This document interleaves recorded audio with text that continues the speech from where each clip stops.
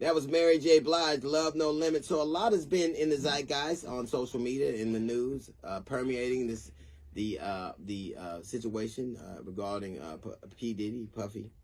And the thing that's interesting is, and these are all allegations, substantiated, they haven't been vetted or proven in a court of law. But one thing that I find to be fairly consistent, somebody is accused of things.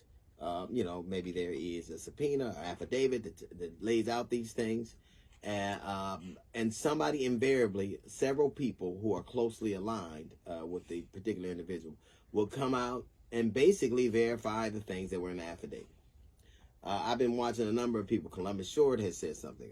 There allegedly are two of the people that claim to be his bodyguard who are kind of vetting some of the stories that are in the zeitgeist.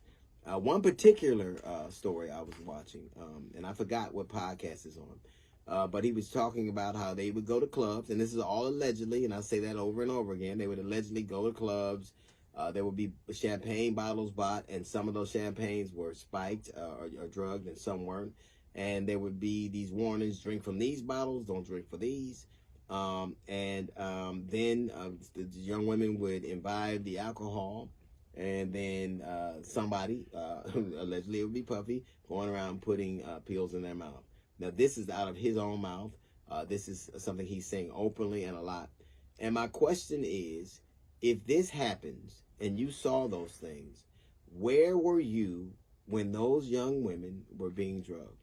Why is it over and over again we'll see somebody accused of a terrible thing, witness come forward after the fact and start telling you that those things were in fact true?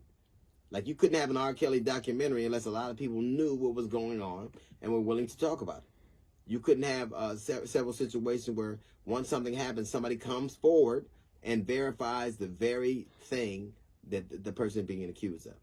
Now, I hold this true, and I say this all the time. My position on this is the same as the Constitution. Everybody's innocent to proven guilty. And I don't think that the court of law should vary that much from the court of public opinion, but obviously it does. But what is fairly consistent is there are these people who are in close proximity to the subject at hand who will verify those things, who will tell you these stories. And at the same time, they are telling these stories, they must not realize how complicit they look and sound.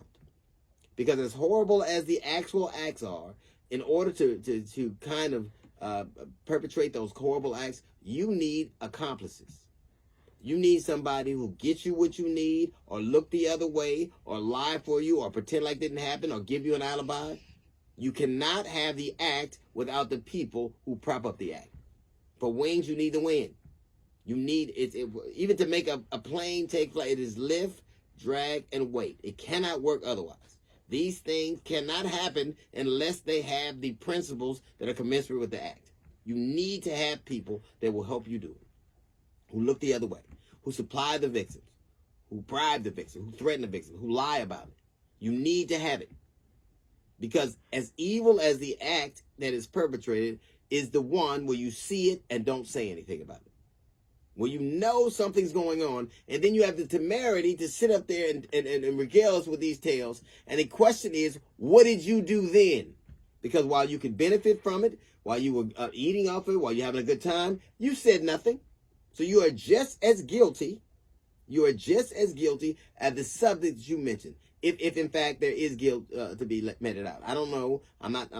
Actually there are allegations, so I don't know to be true. But I do know this. If he did it and you saw it, you helped.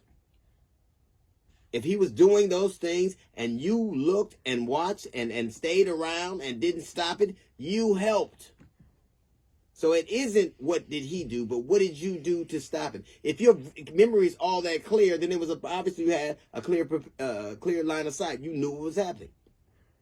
Evil cannot happen unless somebody comforts evil, somebody helps evil, somebody drives a car from evil, somebody lies for evil. As bad as what the person of these allegations are, what is worse are the people who knew better and did nothing.